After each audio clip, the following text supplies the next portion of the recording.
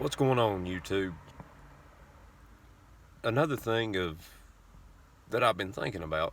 I watched the second interview with Eric Paddock, Stephen Paddock's brother, and there was a lot of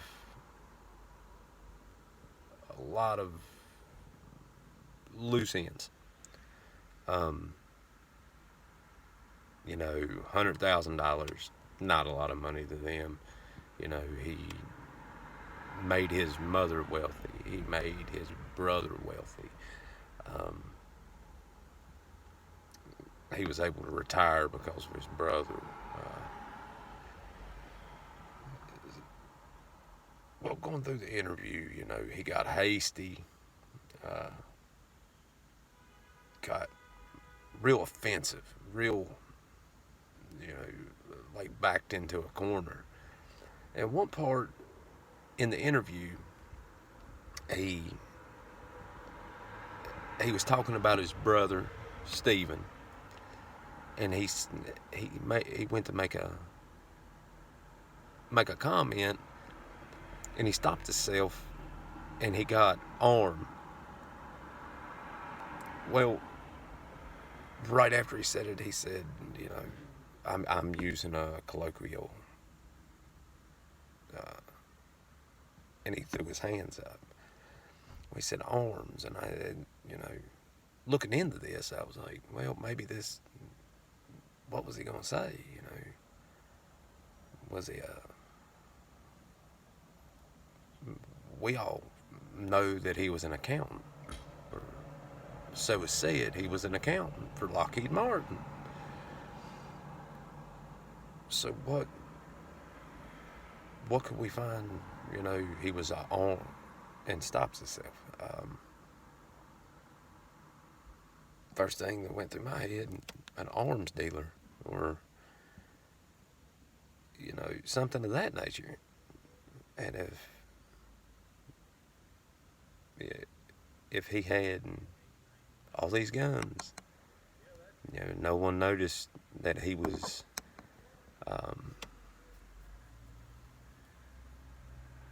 accumulating all these weapons. Uh, you know, who would pay attention to an arms dealer? And to me, that's not something that the news media or police are going to throw out there, that a rogue arms dealer went off the deep end. But in my last video, I was talking, a sting operation, or a trafficking deal gone wrong. What if this was a sting operation? A setup to supposedly sell all these guns to traffickers, or either way, illegal firearm purchases out of this room, and it just went south. We've seen flyers of FBI terrorism training October 30th posted throughout Las Vegas. Just kind of some more open ends. But he had 23 guns in his hotel, and he only used 2, 3, 4. Why would he risk having that many weapons in his room, being caught, being suspected for no reason, for no use? Because a lot of clips aren't interchangeable, depending on the brand of the gun. So the clips that he had, were specifically made for a certain weapon, and it just kind of kind of struck my curiosity. Said, hey, what if this guy was an arms dealer? What if he was helping out the government? We all know he worked for Lockheed Martin, uh, which was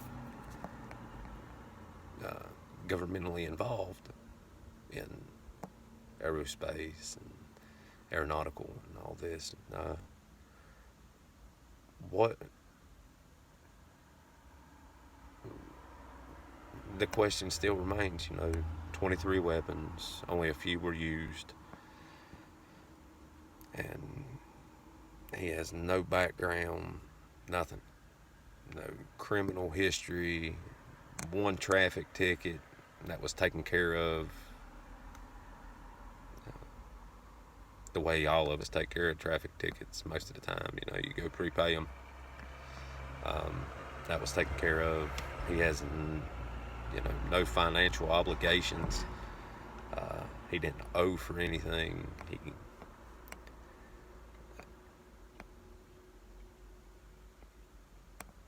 So, with that being said, it's just a bunch of loose ends again, and we're not getting any answers. I guess the more I read into this and look into this, the more my mind just wanders, and answers aren't coming. The sheriff said last night, almost impossible to do it by itself. So, what do they know that they're not putting out?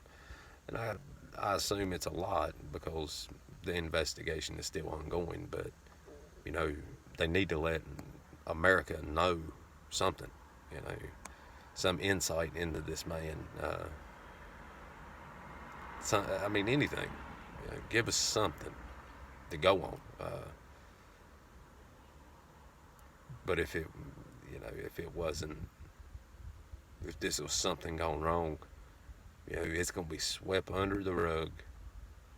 And all we're going to know is he was a maniac. He was a psychopath, sociopath. So, once again, leave your comments in the comment section. If you don't mind, give me your comments, thoughts. If you got conspiracies, throw them this way. Be good, YouTube.